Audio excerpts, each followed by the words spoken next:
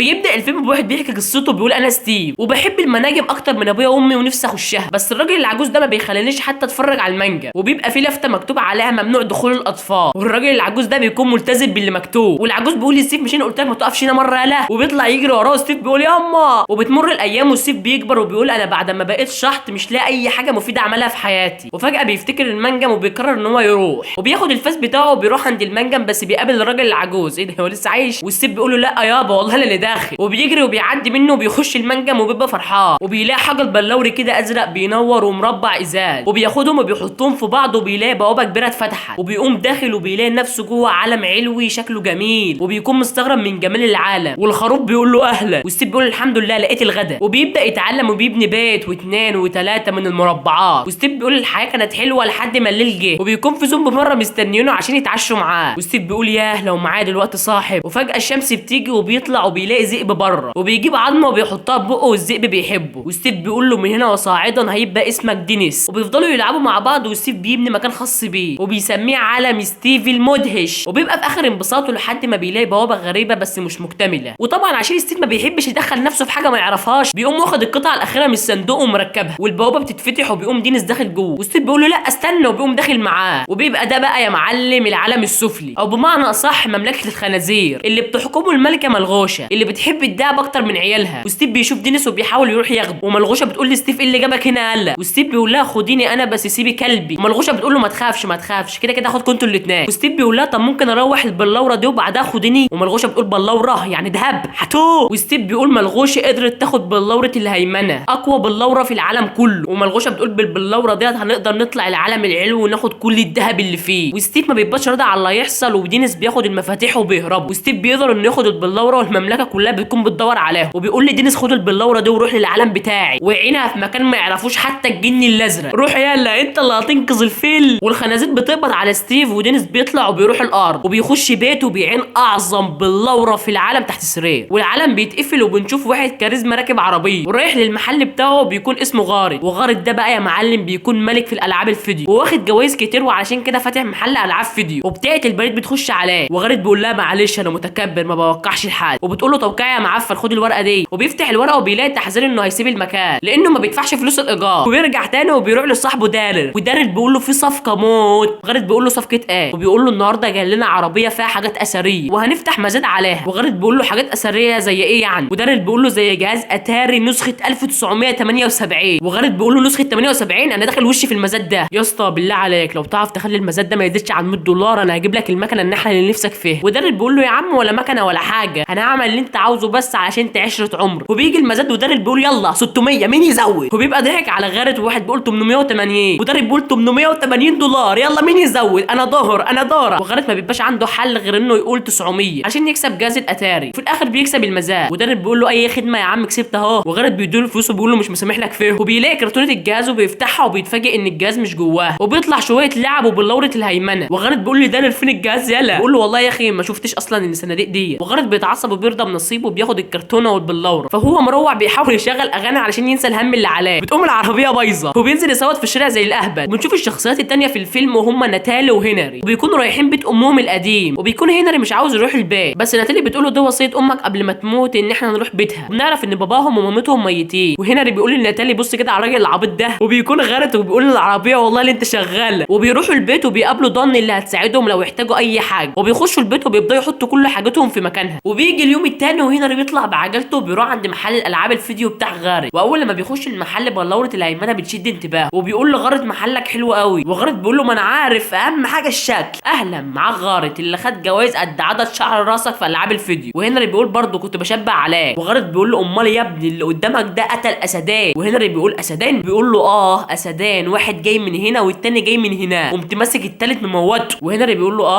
معلش بقى اصل المفروض اروح المدرسه دلوقتي، وهنري بيروح المدرسه والمدرس بيقول لهم انا بدي فيزياء عربي حساب رسم فن عن وانا والله ما باخدش غير $4000 بس، اصل انا عارف العيال اللي بيفضلوا يحسبوا كام واحد في الحصه وبطلع منهم بكام، بطلوا حسد شويه، النهارده ورانا رسم رسموا لي بقى البرتقانه والموزه دي، وبيبداوا كل الطلبه يرسموا رسمات عدله الا هنري، هو بيكون راسم صاروخ واخد الموزه في حته ثانيه، وزميله بيقول له ايه يابا فاكر نفسك مخترع، وهنري بيقول له انا احب اكون مخترع، وزميله بيقول له طب اثبت لي، وهنري بيوافق وبيبدا يخترع روبوت علشان يثبت لهم انه مخترع، وبيخلص وبيقوم زمايله قاطعين سلك من السلاح، وهنري بيشغل الروبوت وبيطير، وفجاه بيقوم واخد جنبه ورايح ناحيه مصنع البطاطس اللي فوق اخته. وهنري بيروح للمديره مارلين وبتقول له احمد ربنا ان محدش مات، وانا عاوزاك تتصل بولي امرك ويجي دلوقتي. وهنري لسه يرن على اخته وبيرجع في كلامه وبيرن على غارد، وغارد بيقول له اهلا معاك محل العاب الفيديو، وبيقول له انا هنري بتاع قصه الاسدان. وغارد بيقول له عرفتك. وهنري بيقول له ممكن تيجي المدرسه وتتظاهر انك ابويا. وغارد بيقول له يا ابني انت عبيط، ايه اللي انت بتقوله ده؟ وهنري بيقول له هديك $20. وغارد بيركب العربيه وبيروح المدرسه وبيقول ابني والله ابله ابني، وبياخده وبيمشوا وبيروحوا المحل. وهنري بيقول لغارد بكام البلوره دي؟ وغارد بيقول تديها كام؟ وهنري بيقول $3000. وغارد بيقول له 900 وخدها وقتي. وهنري بيمسك البلوره والازازه وبيدخلهم في بعض، وبيلاقي البلوره بتشد وعايزاه يروح في مكان معين، وبيمشي ورا البلوره لحد ما بيروحوا المانجا. وناتالي بتقول له دان هنا لسه ما جاش البيت، واتصلت بيه يطلع 100 مره وما بيردش. ودان بتقول لها هاتي التليفون ده اهو لقيته يا ستي موجود في منجم مهجور هو واحد عادي يعني. وناتالي بتقول عادي. وهنري وغارد بيروحوا المنجم وبيلاقوا البوابه، واخته ودان بيجوا. وناتالي بتقول له بتعمل ايه هنا؟ ولسه هنري هيجاوبها بيلاقي البلوره بتشفطه ناحيه البوابه، وكلهم بيمسكوه بس بتبقى البوابه اقوى منهم وبيخش العالم. وبعده غارد، وناتالي بتخش وبتخبط في غارد، وغارد بيسمع صوت حد جاي وبيقول يا رب ما يطلع اللي في بالي، وبياخد فينش هيب من ضن انما في الخيال. وكلهم بيبقوا مش مصدقين اللي عينهم شايفاه، وبيشوفوا خنزير وبيطلعوا يجروا وراه، فهم مش واخدين بالهم واحد من الكرويين بيخش الارض. وبنروح لمملكه الخنازير، وملغوشه بتعرف ان البلوره جات وبتقول يلا وقتنا جه، وبتروح للسيف وبتقول له البلوره رجعت وجهز نفسك يلا علشان انت اللي هتجيبها. والسيف بيقول ايه ده بجد؟ شرف ليا يا ملكه. والكروي بيكون راح الارض، ودينيس بيجري وبيروح للعالم الثاني، وبنروح للعالم العلوي وغرض بيكون بيكلم الخروف وبيقول له نروح منين يا ابني رد بقى. ودان بتقول له انت غبي يالا. وفجاه الليل بيجي وبيكون كلهم خايفين، وغرض بيقول لهم اهدوا ما تخافوش طالما انا معاكم فاطمنوا. وبالليل سهام ناريه جايه عليهم من عند الاشجار، وغرض بيقول لهم اجروا، وكلهم بيجروا. وبالليل الهياكل هي اللي بتضربهم بالنار، وغرض هو بيجري بيقوم واقع في الحفره، بتقعد الهياكل تطاردهم لحد ما هنري بيخبط في الشجر، وبيلاقي في مكعب صغير ظهر له وبيمسكه وبيرميه على الارض. بيلاقي قلم معاه مكعب كبير، وبيقعد يبني بيت من الخشب بس بيكون نسي البلوره بره. وغرض بيطلع من الحفره وبيكون الهياكل كلها بتدور عليه، وبيحاول ما يعملش صوت بس بيلاقي الكليبر جاي من وراه. وغرض بيفتكروا هيكل وبيضربه، والكليبر بيقول له انت بتضربني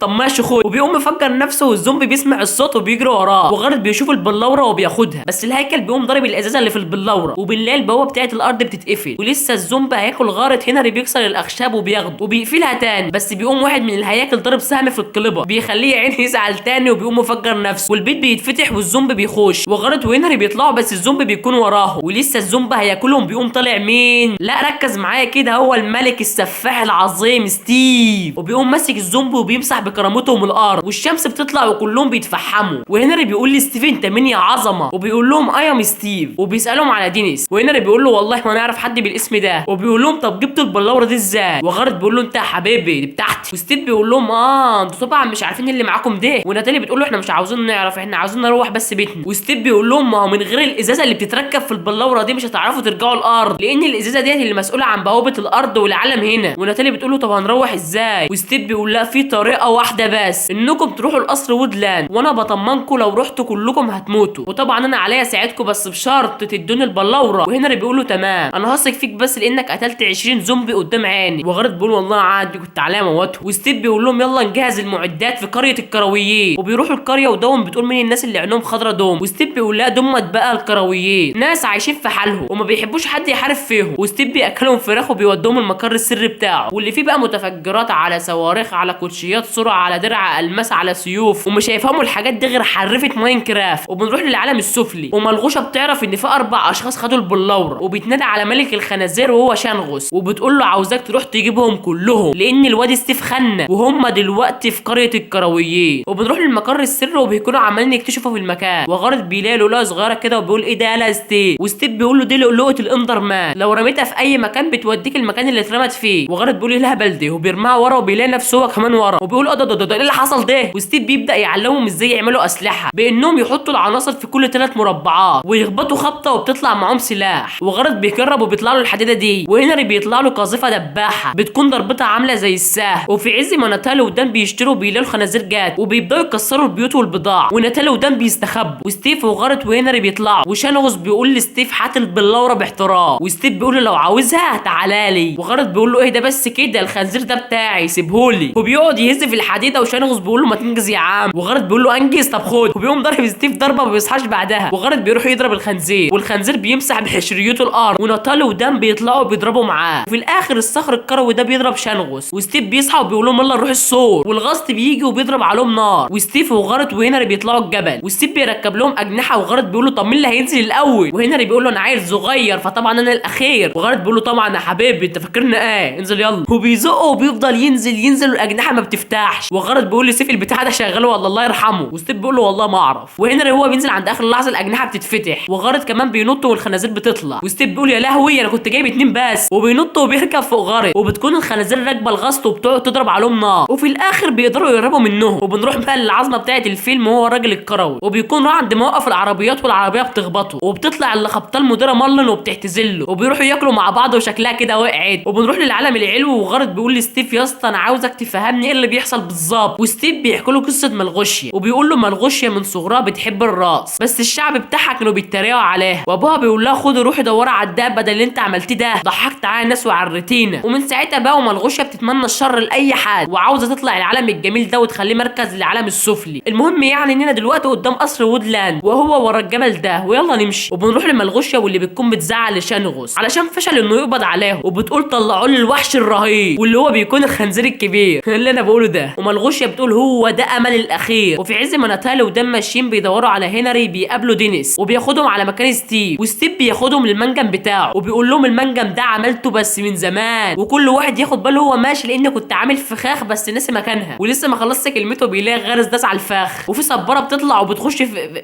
مشاها رجله، وبيحاول يروح في كل حته فيها ضربه الصباره، وغارت بيفتح بابه وبيطلع مكان الالماس، فهم بيشوفوا الالماس. ستيف بيقول ايه الراحه دي؟ وغارت بيقول له والله ما عملت حاجه، وستيف بيقول دي ريحه الخنزير العظيم، ولسه ما خلصت كلامه برضه بيلاقيه جه، وبيجروا وبيركبوا عربيه المنجم وبيطيروا، وفي الاخر بيعرفوا يطلعوا وبيروحوا لقصر وودلاند، وستيف بيقول هو ده المكان الوحيد اللي فيه البلوره اللي هترجعنا الارض، وبيبدا يدوم الخطه وبيعرفهم المكان، وبيقول لهم احنا هنخش ونحاول نخلي الحراس، وهنري يجري ويروح يجيب البلوره، والشخص ده اسمه الاندر مان يا هنري، اوعاك تبص في عينه لانه هيخليك تشوف حاجات هتحبطك، وهنري بيقدر انه يطلع بس الحراس بيشوفوه، وبيطلع يجري منهم، وفي الاخر بيخش اوضه وبيقفل الباب، وبيلاقي نفسه دخل في مكتبه مليانه صناديق، وبيقعد يدور على البلوره في كل الصناديق، والحراس بيمسكوا غارت وستيف وبيودوهم حلبة المصارعه، وبيخلوا غارت يواجه فرخه راكب عليها زومبي، وغارت بيقول ايه ده ياما، والزومبي بيمسح بكرامته الارض يا عيني، دي المره الثالثه باين في الفيلم يتلطش من الرايح واللي جاي، وغارت بيرمي الزومبي والزومبي بيعمل له حركه ريمي ستيريو انما ايه ولا في الخيال يا حبيبي، وفي الاخر هنري بيقدر انه يلاقي البلوره، ولسه هيحطها في الشنطه بيلاقي مين وراه، هو الملك الاندر مان، وبيقعد يتنقل من مكانه، وستيف بيلف وبيبص في عينه، وبيقوم ساحب علي هنري، وهنري بيشوف غارت وستيف واخته هم عاملين يقولوا كلام يحبطوه، وفي الاخر بيفوق وبيحاول يضرب الاندر مان لحد ما بيخلص عليه وبيظهر له لؤلؤه وبياخدها، وستيف بيقدر انه يضرب الزومبي الصغير، وبيقول لغارت عيل صغير ضربك يا باغل، وغارت بيقول له والله انا اللي سايبه، وهنري بينزل لهم وبيفتحوا الباب وبيهربوا، بس بيقابلوا ملغوشيا وبتحاصرهم وبتاخد البلوره منهم وبتمشي، والخنازير بتحاصرهم بالقنابل، وغارت بيقول لهنري انا اسف، وبيقوم ماسكه ورميه على الغاص، وستيف بيعمل وحي وبينط هو كمان، وبيقولوا لغارت يلا، وغارت بيقول لهم روحوا انتوا واحكوا قصته للعالم كله، وبيضرب الخنازير والمتفجرات بتضرب وبيتكل على الله، وستيف وهنري بيفكروا السيطره على الغاص وبيقعوا على الارض وبيغمى عليهم، وستيف بيصحى وبيلاقي دينيس قدامه وبيكون في قمه فرحه، وهنري بيكون بيتاسف لاخته علشان سابها ومشي، وملغوشيا بتاخد البلوره وبتخفي الشمس وبتخلي العالم العلوي كله يقلب ظلام، وكل اللي في العالم السفلي بيطلع للعالم العلوي، وبيكون ستيف مش مصدق اللي بيحصل، وبيقرروا كلهم انهم ينقذوا العالم، وبيبداوا يجهزوا نفسهم وبيعملوا الاسلحه، وملغوشيا بتقول النهارده يا خنازير يا اولاد الخنازير هنستولى على العالم، والتاريخ هيكتب اللي بيحصل واللي هيحصل، وعاوزاكم تروحوا لقريه الكراويين وتدغدغوا قريتهم وهاتوا له كل الدهب اللي فيها، وكلهم بيسمعوا كلامها وبيمشوا، وهنري بيقدر انه يعمل جيش من الكراويين الحديديين، والقائد بتاعهم بيكون من كوتش السرعه، وبتبدا معركه ولا في الخيال، ضرب من هنا وتلطيش من هنا وكله بيضرب في بعض، وهنري وناتاشا بيخشوا يضربوا هم كمان مهيصه، والخنزير الكبير بينزل لهم وبيبدا يلطش هو كمان معاهم، وستيف بيلبس الطقم الماسي وبيروح لملغوشيا وبيخشوا هم كمان يضربوا ببعض، وبيبقى الكل عمال يلطش في بعضه، وهنري بياخد لؤلؤه الاندر مان وبيحطها في القوس وبيضربها عند البلوره وبيطلع فوق، ولسه هياخد البلوره الخنزير بيضرب عليه نار، ولسه هيقع بس مين اللي بيمسكه؟ لا مش ستيف ولا ناتاشا ولا دان، يبقى مين؟ هو المتلطش غارت، وغارت بيكون لسه عايش وبيكون راكب الغاص وما بيكونش مات، وهنري بيقول ايه ده انت طلعت عايش؟ وغارت بيقول له ايوه يا ابني علشان لسه ما حكيتش ليك قصه الدبان اللي طلعوا عليها وموتهم، وهنري بيقول له سوق وانت ساكت وحياه امك، وهنري بيخلي الغاص يضرب نار على البلوره، والشمس بتطلع والزومبي كلهم بيتحمصوا، والخنازير بتموت وملغوشيا بتتكل على الله هي كمان، وكلهم بيحضنوا بعض وبيرجع العالم العلوي زي ما هو، وكلهم بيرجعوا الارض، وستيف بيقرر انه يروح معاهم، وغارت بقى معاه فلوس بس لسه بتاع وراه، وناتاشا احترفت الرقص وعملت مكان لتعليم الدفاع عن النفس. وهنري قدر انه يعمل صاروخ ويثبت لزمايله انه مخترع. ودان فتحت مشروع انها تقف في الشارع وتقول تعالى اتصور مع الكلب المعجزه ب 10 دولار. وستيف عاد مغني ولقى شغلانه حلال ياكل منها عيش. وبيقدروا انهم يعملوا لعبه فيديو بتحكي عن قصتهم. بس كده لايكك واشتراكك، عايزين الفيديو ده يوصل لاكتر عدد من اللايكات. وقولوا لي في الكومنتات لو عاوزين تلخيص فيلم معين وان شاء الله اعمله لكم. ونقول ايه بقى؟ سلام.